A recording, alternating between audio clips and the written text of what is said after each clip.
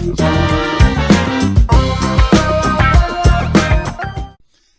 it's Mark Zimmerman, President and Chief Operating Officer of Renters Warehouse Houston. We are a property leasing and property management company. I'm so glad that you decided to click on our video today. Today we're going to be talking about flipping versus renting, right? That typical buy, fix up, and sell, or buy and sell, however you want to do it, versus actually holding on to the property as a rental property. So to get right into that, I mean, renting really is the new owning. You know, the old American dream was that you buy a home, you live in it forever, and eventually you sell it or you die and your kids sell it after you pass on, right? That's the traditional American dream. Well, the new American dream is to buy and rent out multiple properties, so eventually they get paid off in the form of rent from your tenant, right? And now you've got financial freedom. Now you've got retirement security. You have something you can pass on to your kids. So that's kind of the old American dream versus the new American dream. So let's talk about traditional investing, right? Traditional investing, that's where you just buy it and you flip it. Maybe you fix it up, maybe you don't. But in this scenario, it's one and done, one and done, one and done. I can tell you I did that for 7-8 years. Was buying, fixing up, and selling 8 to 10 houses a month. And I basically left a really good job where I was working really hard to another job where I was working really hard, right? You're still having to work every day. And if you're not buying houses, you're not fixing up houses, you're not selling houses, well, then you're not making any money. So that's kind of the traditional investing model that you see on the Flip This House stuff on TV, where you buy, you fix up, and you sell, and then rinse and repeat. One of the reasons why you might want to avoid that now is there is some major declining home ownership. Yes, the market is hot, but as we'll talk about in another video, there's some interesting trends about home ownership, and one of the bigger ones is that even with the low interest rates right now, home ownership is declining. So might be a little harder to sell, maybe not in this hot market, but that's your traditional investing model. So renting, right? Your typical buy, fix up, and hold, or buy and hold. You know, what that's going to give you is that recurring revenue, especially after your mortgage, if you choose to finance it, you know, leverage your money. Once that mortgage gets paid off, that's definitely great recurring revenue, because the total amount of rent is going to go into your pocket now. There's no cash flow, which is a spread from what the rent is to what your expenses are. That cash flow is going to be really big now because it's all going to be going to your pocket with no debt service. The really nice thing about renting is it is skyrocketing in popularity. In fact, in that other trends video that we have as well, the trend is that there's going to be more and more people renting properties over the next 5 to 10 years, just because the availability of properties are so much higher in cost that you can't even afford them with the lower interest rates. So the nice thing too about that is you've got a hedge against inflation when you own rental property, right? And you're using other people's money, if you wish, to go ahead and purchase it. So leveraging that dollar, which is nice. So really, you've got 4 pillars of what we like to call financial freedom involving renting, right? There is the appreciation component, there's the tax break component, there's the equity component, and there's the cash flow component. So let's talk about the tax benefits first, that one of 4 pillars. Well, first of all, you know, you're going to be able to deduct a ton of stuff when you own rental properties, which is going to help with the taxes that you owe. I would say that this is a great time to bring in a good CPA. There are great CPAs out there that are fantastic at helping you to identify what you can and cannot write off on your rental portfolio. But believe it or not, you can write off your mortgage interest. So your mortgage interest, if you do have any debt on that property, you can write off. You can write off the repairs. You can write off the maintenance. You can write off the leasing fee for a really good brokerage finds you a tenant. You can write off your property management fees that you pay every month. If you want to have a professional landlord, as I point to my shirt here, manage that property for you, you can write those fees off. You can write off taxes. You can write off insurance. You can even write off or depreciate the building. So there's tons of stuff that you can write off. Even travel to that property, if it's in a different city, you can write off the travel expense to go see your rental property. So lots of tax benefits. Talk to your CPA. They're going to be able to really identify those for you and help you to save some money. The second pillar out of those 4 pillars of renting is equity. Now, equity is the difference between what your house is currently worth and what your mortgage is, what you owe on the property, right? So if you owe $150,000 on your mortgage and your home is worth $200,000, then you basically have $50,000 worth of equity. Makes sense? $200,000 what it's worth, $150,000 what's owed on it at the bank, $50,000 worth of equity. So here's the key part about equity. You can increase your equity in two ways, right? Number one, as the mortgage is paid down, the amount of equity in your home will rise. And again, in a rental property, for maybe not 100% of the mortgage, but for the majority of the mortgage, we hope, if your vacancy rates are low, who's paying your mortgage for you? The renter. That's right. So the renter is going to pay you rent. You're going to turn around and pay your mortgage. And if you put it on, say, a 15, 20-year note, in 15, 20 years, you got a house that's been paid off, and that equity is going to continue to increase as the debt service decreases as you pay off your note, right? Also, as the home value goes up, your equity is going to increase, right? You're paying off the loan, so that's going down. The house value is going up, so that's going up. Your equity now is increasing and increasing. So that's really the cool part. One of the second pillar of of the real estate model is that equity is going to help you so much.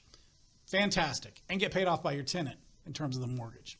So the third pillar, right, that we're going to talk about is cash flow. Now, everybody talks about cash flow. We're going to talk about cash flow again when we talk about analyzing a property, if it's a good deal or not, the numbers, that's in another video. However, cash flow is very, very easy to calculate, right? It's very basic. It can be kind of incomplete, but here's how you calculate it. You take your monthly rental income minus your monthly expenses, and that equals cash flow. Pretty easy. So for example, let's say you've got a $2,000 rental, you got a $1,500 mortgage, you got $200 in property tax, and you got $100 in property insurance. And of course, I'm not figuring in taking out for your little maintenance that you want to apply, maybe $50, $100 a month. I'm not taking out a management fee if you're paying that.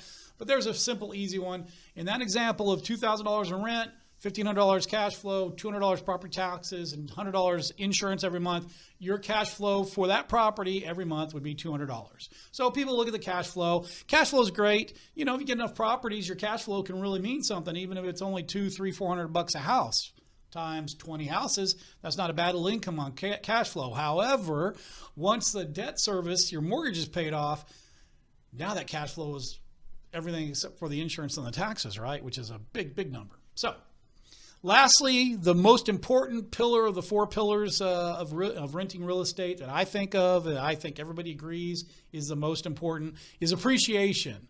Appreciation is simply your property's current market value, right? Or even more specifically, how much its value increases over time, right? So, for example, you got a house that's worth $200,000 today, at just a 3% appreciation rate, 3%, which, by the way, last year, or let's say this year, they're saying that Houston, if it tracks right, the Houston area is going to have a 19% appreciation rate for 2021.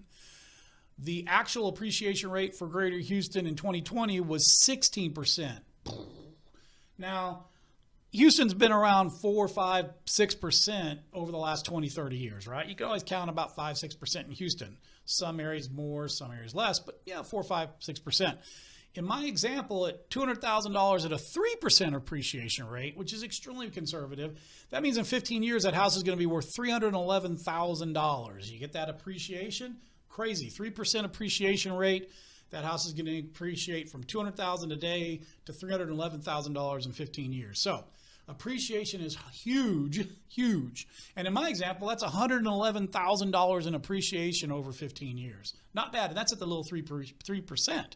We're having double-digit appreciation last year and this year. So I bring it up because appreciation is really forgotten when people start analyzing their return on their rental property. Sure, they're figuring out what their yield is, and they go, "Well, Mark, I'm making 12%, yield on my property every year, which is okay, but not great." But everybody forgets the appreciation. So let's look at last year. You said you made 12% yield on your rental property last year when you did all your calculations. If you figure in that 16% appreciation rate, you actually made 28%. 28%. Even if it's, say, 5 or 6% on average, Figure that into your yield. If your yield again is 12% for the year, you got to throw in that extra 6%, let's say. Now you're looking at 18%. That's not a bad return on your money. So appreciation and equity are absolutely, in my opinion, the reason to hold rental property. Cash flow is nice, but really the big number is O&E. So think about that when you're looking at your investment opportunities and trying to decide if you're going to sell something or if you're going to hold it. Now, I think the big question that we always have to ask ourselves is this, why would you sell today for a one-time variable gain that's going to get gutted by commissions, it's going to get gutted by closing costs, when you can just hold on to that property and rent it and double, triple the value of your home over the certain amount of time? We're talking 15, 20 years. Why would you sell today for that one-time pop when you can have that pop every single month in your rental property? And if it's got a mortgage on it, get it paid off by the tenant and own it free and clear in 15, 20 years. And it's going to be worth a lot more, which means the rent's going to be higher. And now you've got something to leave to your children. You've got passive income, just like Rich Dad Poor Dad talks about. Mailbox money coming in every month because that house is now paid off, and that $2,000 rental, you're taking out a couple $300 for insurance and taxes, and another $1,700 is going in your pocket every month, and you got 10 of those. Now you're looking at $17,000 net. I mean, crazy. So think about all this before you decide to jump on the sales market. Is really hot right now and I can make some more money. I think you'll do yourself a favor by really investigating what holding that property and renting that property is going to do for you. And yes, there's headaches along with it. Yes, being a landlord sucks sometimes, but as I tell everybody, put on the blinders and just remember this: 70%, 80%, 90%, depending on your vacancy rates, depending on what any type of make-ready cost might be on every turn, whatever it is, somewhere between 70, 80, 90% of your mortgage is going to get paid off by a tenant in the rental model. If I said, hey, buy a house, and I got somebody over here that'll basically pay for 80% of that house, where you don't have to, they're going to pay for 80% of the cost of that house, you'd be like, sign me up. That's what being a landlord is all about, and you just have to keep those blinders on and tell you that when you have tenant troubles. Anyway, I hope this was valuable for you. If you have any questions, you can always reach out to us, but I appreciate all your time, and Mark Zimmerman, I'm out.